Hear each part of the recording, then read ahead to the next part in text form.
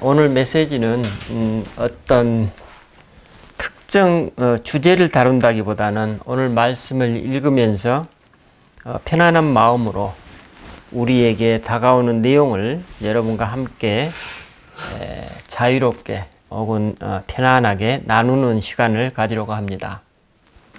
오늘 말씀의 주요 구조를 다시 한번 우리 경청해 보십시다. 내가 아버지께 구하겠으니 그가 또 다른 보혜사를 너희에게 주사 영원토록 너희와 함께 있게 하리니 그는 진리의 영이라.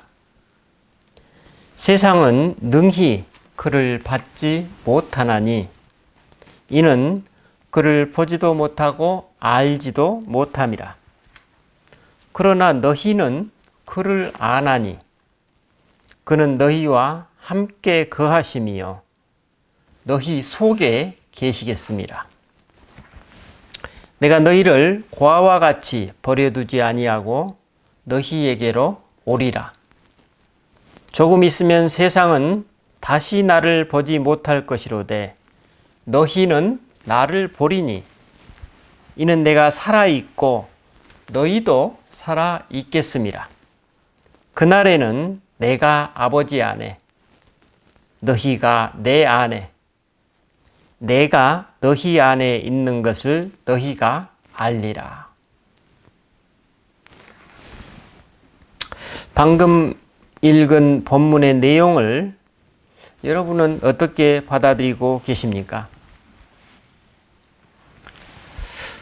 오늘 우리는 성령의 시대를 살아가고 있기 때문에 방금 성경의 내용이 우리에게 자연스럽고 쉽게 이해가 되고 익숙한 메시지입니다. 하지만 이 말씀을 예수님으로부터 처음으로 직접 들었던 제자들은 어떠했을까요? 아마도 그들은 또다시 마음속으로 이 말씀도 역시 참으로 어렵도다 라고 되뇌이지 않았을까요? 네. 우리는 그 근거를 14장 1절로 11절에서 찾을 수 있습니다. 예수님은 먼저 내가 너희를 위하여 거처를 예비하러 가노니 가서 너희를 위하여 거처를 예비하면 내가 다시 와서 너희를 내게로 영접하여 나 있는 곳에 너희도 있게 하리라. 내가 어디로 가든지 그 길을 너희가 안다고 말씀하셨습니다. 이에 도마가 주여 주께서 어디로 가시는지 우리가 알지 못하거늘 그 길을 어찌 알겠사옵나이까? 라고 질문합니다. 그러자 예수님이 내가 곧 길이요 진리요 생명이니 나로 말미암지 않고는 아버지께로 올 자가 없느니라. 너희가 나를 알았더라면 내 아버지도 알았으리로다. 이제부터는 너희가 그를 알았고 또 보았느니라.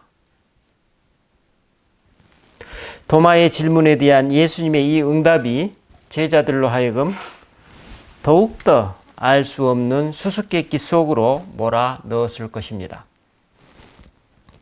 이제 빌립이 자신의 바램을 진솔하게 예수님께 간청합니다. 주여, 아버지를 우리에게 보여주옵소서. 그리하면 족하겠나이다. 그러자 예수님이 자상히 그리고 상세히 설명, 응답하십니다. 이렇게 말씀하셔요. 빌립아, 내가 이렇게 오래 너희와 함께 있으되 내가 나를 알지 못하느냐? 나를 본 자는 아버지를 보았거늘 어찌하여 아버지를 보이라 하느냐? 내가 아버지 안에 거하고 아버지는 내 안에 계신 것을 네가 믿지 아니하느냐? 내가 너희에게 이르는 말은 내 스스로 하는 것이 아니라 아버지께서 내 안에 계셔서 그의 일을 하시는 것이라. 어떻습니까? 예수님의 자아와 온 존재를 차지하고 계시는 아버지 하나님을 예수님이 직접 증언하고 계십니다. 우리가 잘 알고 있는 소위 삼위일체 신학은 바로 여기에 뿌리를 두고 있음을 알 수 있습니다. 당시 제자들의 입장에서 보면 예수님이 당신의 이러한 영적 상태를 아무리 말로 설명을 하신들, 아무리 진정성 있는 태도로 그들에게 전하신들, 그 말씀이 액면 그대로 그들의 귀에 들렸을까요? 들릴 수 있을까요, 이게? 그건 불가능할 것입니다. 그래서 제자들의 이런 상황을 누구보다도 잘 알고 계시는 예수님이 이제 제자들의 수준에 맞게 다시 풀어서 응답하십니다.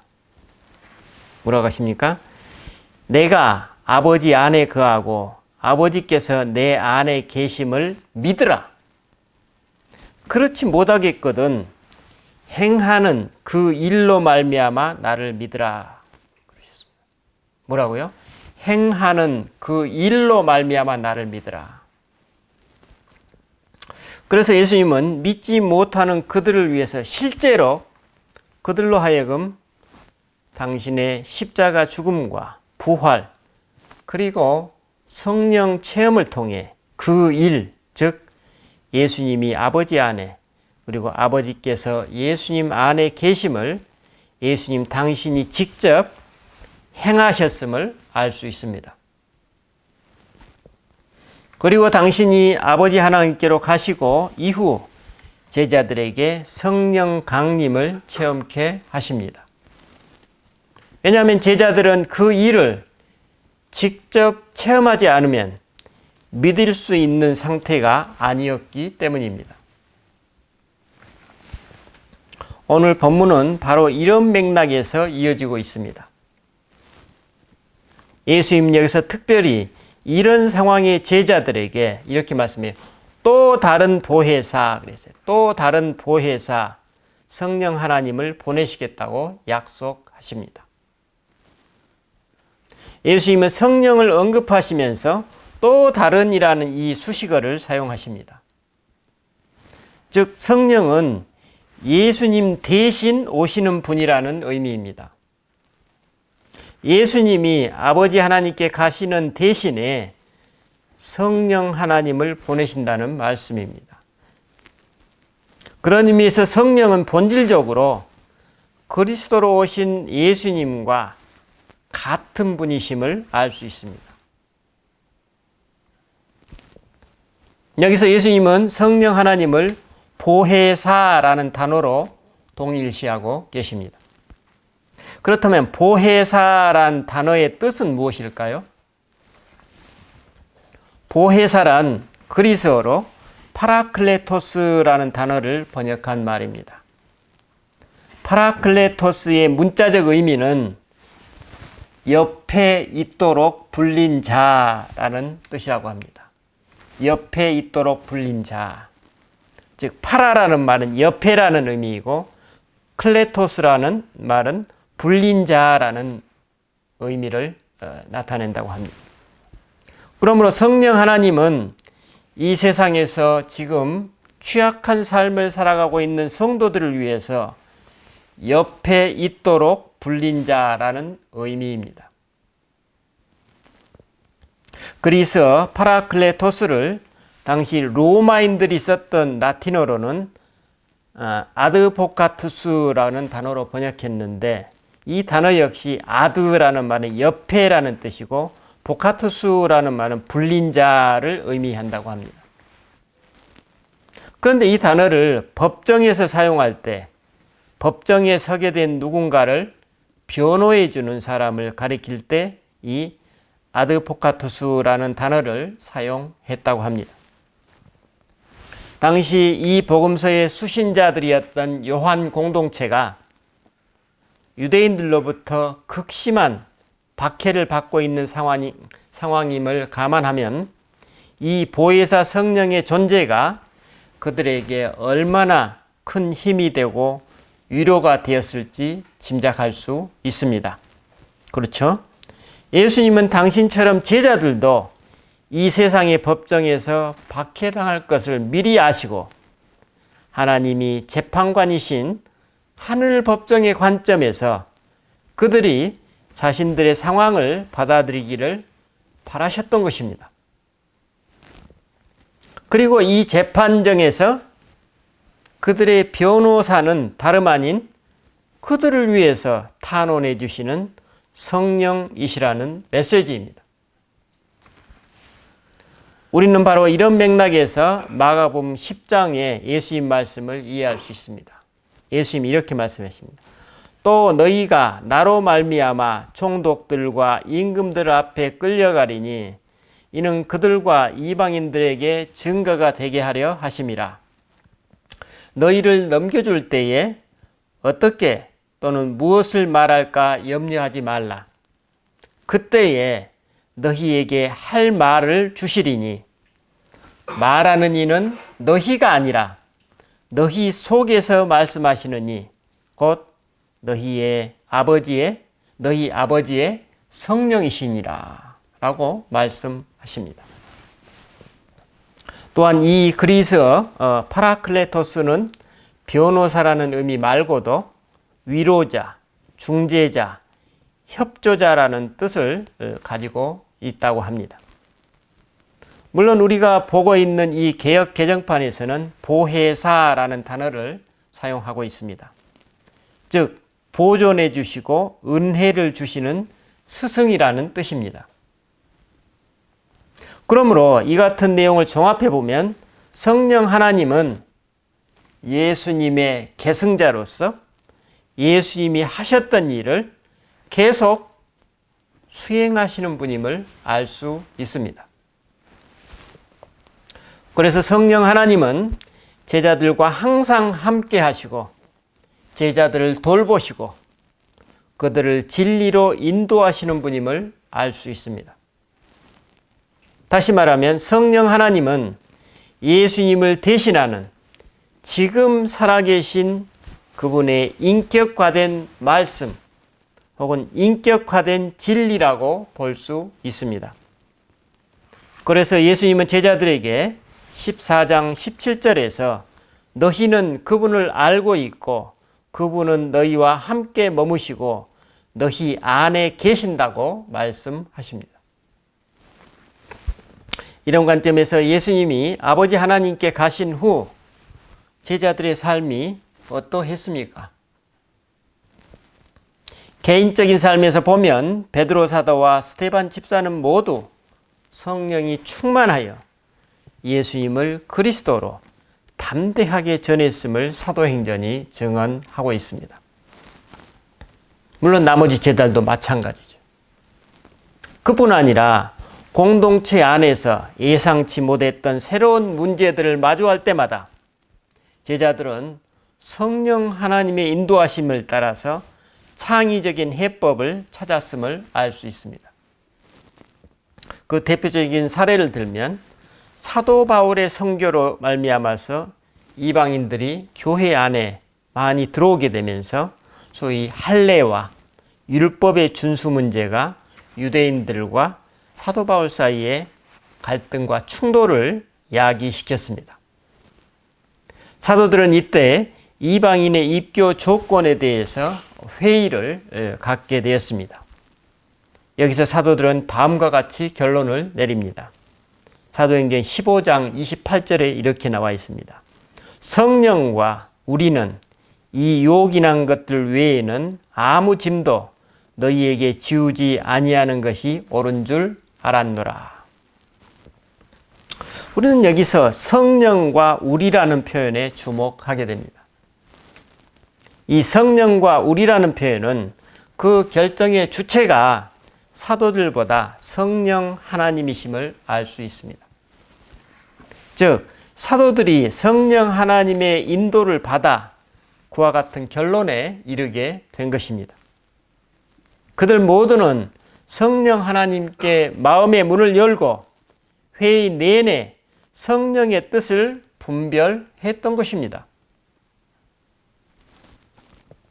그들은 문제가 있을 때마다 인간적인 지혜나 방법으로 해결하려고 하지 않고 그들 바로 옆에서 그들을 도우시는 성령 하나님의 조명을 받고 그분의 뜻을 분별했던 것입니다. 이처럼 제자들은 오순절에 성령의 임재를 체험하고서 이전과는 전혀 다른 사람들, 성령의 사람들로 변화되었음을 알 수 있습니다. 그래서 그들은 예수님이 그들과 함께 계실 때에도 제대로 이해하지 못했던 그분의 가르침과 행적을 이제 성령의 조명을 받고 나서야 제대로 이해하고 받아들일 수 있었다고 복음서 곳곳에서 증언하고 있습니다. 예를 들면 요한복음 2장에서 예수님은 예루살렘 성전의 파괴를 예언하시면서 당신이 사흘 후에 그 성전을 다시 세우실 것이라고 말씀하셨습니다. 바로 이 부분에 대해서 요한복음 2장에서 제자들이 다음과 같이 고백하고 있습니다. 그러나 예수는 성전된 자기 육체를 가리켜 말씀하신 것이라. 죽은 자 가운데서 살아나신 후에야 제자들이 이 말씀하신 것을 기억하고 성경과 예수께서 하신 말씀을 믿었더라 라고 증언하고 있습니다. 오늘 우리는 성령께서 교회를 이끌어 가시는 성령의 시대를 살아가고 있습니다. 우리가 알고 있듯이 성령은 지금 우리 옆에 살아계시는 인격체이십니다. 그분이 인격체이시기에 그분은 감정을 가지고 계십니다. 이는 우리가 그분을 속일 수도 있고 아나니아와 삽비라처럼 우리가 그분을 모욕할 수도 있으며 우리가 그분을 근심시키거나 슬프게도 할 수 있다는 것을 암시하고 있습니다. 그래서 그분은 우리를 위해서 중보해 주시고 때로는 경고도 하시고 그리고 무엇보다도 그분은 우리를 향한 깊은 애정을 품고 계십니다. 그렇다면 이런 보혜사 성령을 늘 모시고 살아가고 있는 우리가 그분을 매일의 일상에서 어떻게 대하며 응답하고 있습니까? 또 오늘 교회 공동체에 어떤 갈등이나 분쟁의 상황을 마주할 때 이를 풀어가고 있는 우리들의 모습은 어떻습니까? 오늘 우리는 파라클레토스, 즉 우리 옆에 있도록 불리신 분, 그분을 어떻게 대하고 있습니까?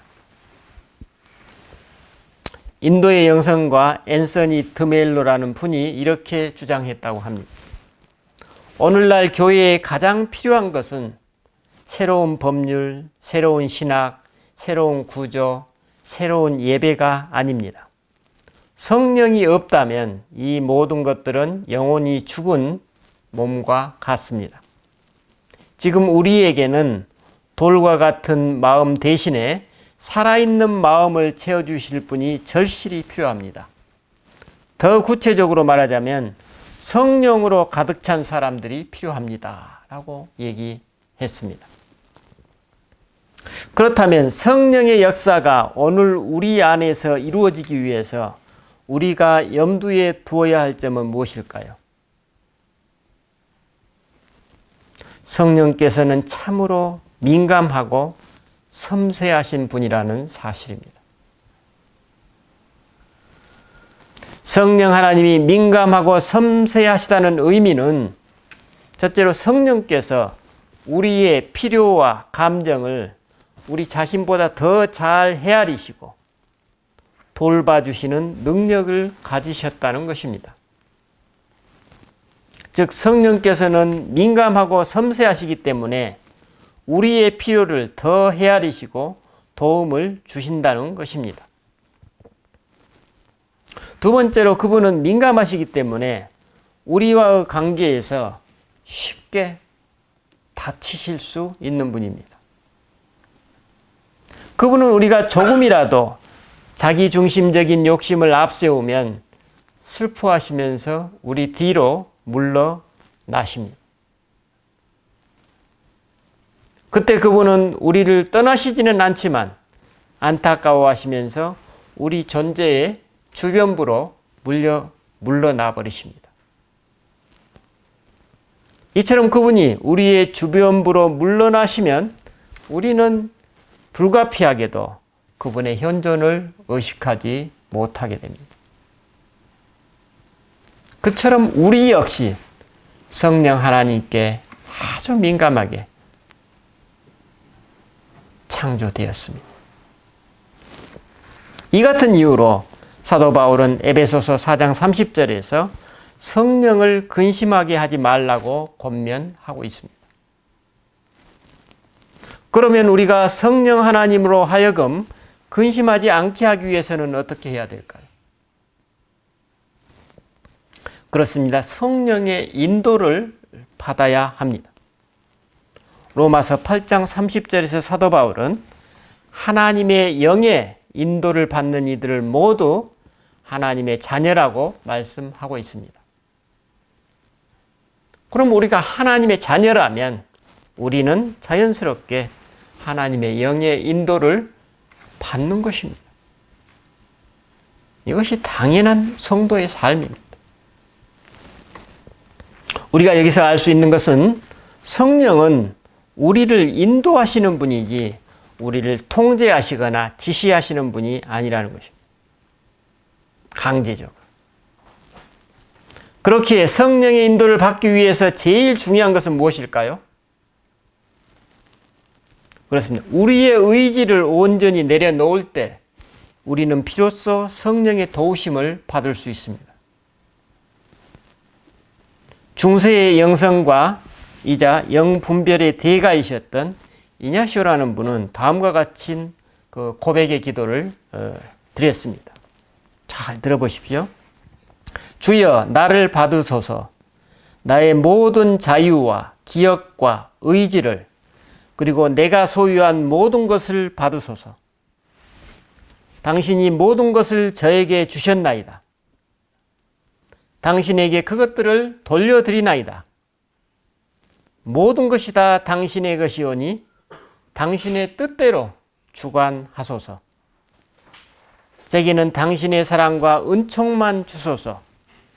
그것만이 제게 족하나이다. 하고 기도하고 있습니다. 오늘 우리가 살아가고 있는 현대는 시대의 변화가 너무나도 빠르고 그 변화의 정도와 폭도 너무나도 심하기 때문에 그 어느 누구도 마음의 평강 가운데 안정감을 가지고 살아가기가 쉽지 않습니다. 그래서 우리는 일상을 살아가면서 쉽게 흔들리지 않고 쉽게 변하지 않으며 사람이나 사건을 깊이 있게 볼 수 있는 사람이 되기를 소망하거나 그런 사람을 만나기를 소망하는지 모르겠습니다. 그런 사람을 우리가 단 한 사람만이라도 만날 수 있다면 우리의 삶이 얼마나 달라지게 될까요? 우리에게 얼마나 위로와 감사가 될까요? 이런 관점에서 영성신학자였던 리처드 포스터는 이렇게 말했습니다. 오늘날 가장 절실하게 필요한 것은 똑똑하거나 재능 있는 사람이 아니다. 깊이 있는 사람들이다. 라고 갈파하고 있습니다. 그렇다면 깊이 있는 사람들은 구체적으로 어떤 사람을 의미할까요? 그렇습니다. 일상에서 성령 하나님과 동행하는 사람들입니다. 하나님의 영 안에서 모든 것들을 있는 그대로 볼 수 있는 사람들입니다.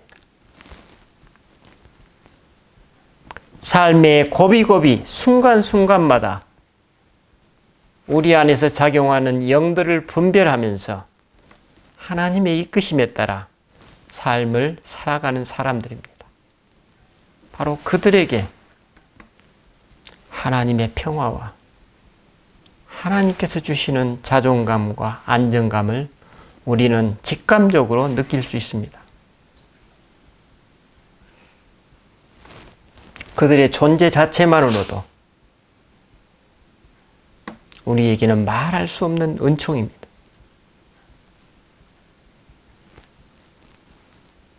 그래서 이런 사람들은 얕은 인간의 지혜나 한계를 지닌 인간에 의존하지 않고 늘 성령 하나님과 동행하면서 그분의 인도를 받아 삶을 살아가게 됩니다. 그리고 인간의 인정보다는 주님이 기뻐하시는 일에 온 힘을 다해 살아갈 것입니다. 이런 사람들이 살아가는 모습을 예수님은 본문 21절에서 아주 간결하게 정리해 주십니다. 이렇죠? 나의 계명을 지키는 자라야 나를 사랑하는 자니 나를 사랑하는 자는 내 아버지께 사랑을 받을 것이요 나도 그를 사랑하여 그에게 나를 나타내리라. 중요한 말이죠. 그에게 나를 나타내리라. 이 부분을 바로 이어지는 22절에서 다음과 같이 보충하고 있습니다. 보면 가룟신이 아닌 유다가 이렇게 얘기합니다. 주님, 저희에게는 자신을 드러내시고 세상에는 드러내지 않으시겠다니 무슨 까닭입니까? 라고 질문하자 예수님이 답변하십니다. 우리가 그에게 가서 그와 함께 살 것이다. 우리가 그에게 가서 그와 함께 살 것이다. 여러분, 이것이 나의 오늘 삶인가요? 좀 전에 말씀드린 대로 당시 이 복음서의 수신자들인 이 요한 공동체는 유대인들의 극심한 박해 속에 놓여 있었습니다.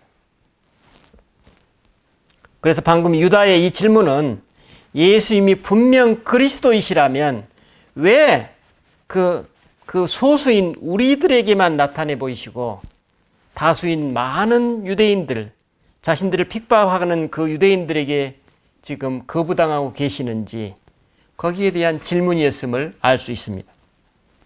그러므로 정황상 사실 요한 공동체의 이 구성원들은 예수님이 모든 사람들이 당신을 그리스도로 인정하도록 그리스도 당신의 신적 권능을 이 세상에 한번 펼쳐보십시오. 이런 얘기죠. 여러분, 오늘 우리도 이런 갈망이 있지 않나요? 세상 돌아가는 걸 보면 어떻습니까? 정말 바르게 살아가려고 하고 온전히 그리스도와 함께 동행하려고 하면 불뚝불뚝 이런 마음속에 생각들이 올라올 것입니다. 바로 이런 신앙인들의 바람에 대한 예수님의 응답이 무엇입니까? 당신을 사랑하는 이들이 당신의 가르침을 지킬 것이고 그런 이들 안에 예수님과 아버지 하나님이 함께 살 것이다, 머물 것이라고 요한이 예수님의 말씀을 빌어서 지금 답변한 것입니다. 그래서 이 세상 사람들은 그리스도께서 그들 안에 머무시는 것을 봄으로써 어때요? 아버지 하나님께서 예수님을 보내셨다는 사실을 믿게 되기를 바라셨습니다. 이것이 바로 선교입니다. 이것이 바로 전도입니다. 그렇다면 핵심은 무엇입니까? 선교와 전도의 핵심은 무엇입니까? 아까 예수님이 말씀하셨죠. 나를 그에게서 나타내리라. 여러분, 선교는 이것입니다.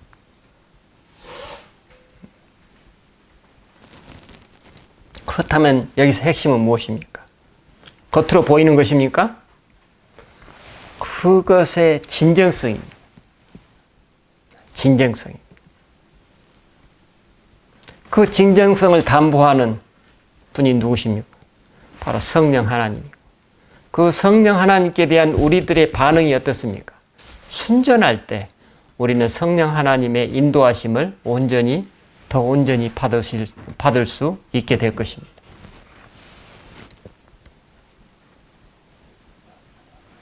여러분, 오늘 나는 어떻습니까? 오늘 나의 삶은 어떻습니까? 늘 내 옆에 계시는 그리스도를 인정하고 받아들이고 계십니까? 그리고 그 그리스도께 나의 삶으로 응답하고 있습니까? 예수님 바로 이렇게 사는 사람이 당신을 사랑하는 사람이라고 말씀하십니다. 이렇게 사는 사람은 세상이 아니라 하나님께 사랑을 받을 것이라고 말씀하고 계십니다. 기도하십시다. 주님, 우리는 오늘 예수님을 대하는 제자들을 보면서 그들이 얼마나 당시 그리스도의 현존에 눈멀어 있었는지 깨닫습니다. 그리고 우리도 역시 그 자리에 있었다면 똑같았을 것임을 우리가 알게 됩니다. 주님, 또 오늘 말씀을 통해서 진리가 이처럼 너무나 단순하고 우리 옆에 너무나 가까이 있는데 오늘 우리는 하나님을 알아간다는 지식을 배운다면서 혹은 하나님께 대한 묵상을 한다면서 혹시 주님으로부터 도망하고 있지는 않은지요?